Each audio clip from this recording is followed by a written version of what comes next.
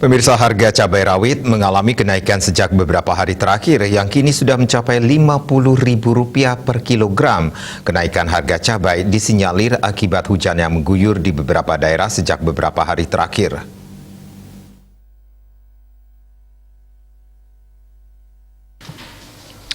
Saat dilakukan pemantauan harga di Pasar Badung Kamis 2 Desember, salah seorang pedagang bumbu dapur Niwayan Wandri mengatakan kenaikan harga cabai rawit sudah terjadi sejak beberapa hari terakhir. Kenaikan terjadi secara bertahap. Sempat naik ke Rp35.000 per kilogram, kemudian Rp40.000 per kilogram, dan saat ini sudah Rp50.000 per kilogram. Sebelumnya harga cabai rawit berkisar Rp20.000 hingga Rp25.000 per kilogram.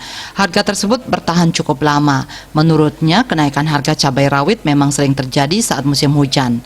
Hal ini dikarenakan sifat cabai yang tidak tahan air sehingga mudah busuk. Dia juga menyebutkan petani cabai kerap mengalami gagal panen saat musim hujan yang berpengaruh pada minimnya pasokan ke pasar. Hal senada juga diungkapkan pedagang lain di Ketut Murci.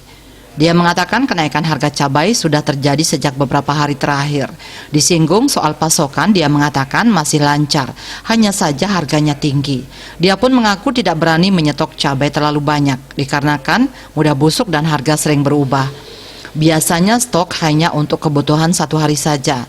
Berdasarkan data harga pasar pada Dinas Perdagangan dan Perindustrian Provinsi Bali, harga cabai rawit juga menunjukkan kenaikan di beberapa pasar di Kota Denpasar.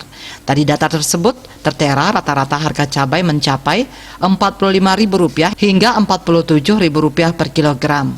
Widya Stuti, Bisnis Bali melaporkan.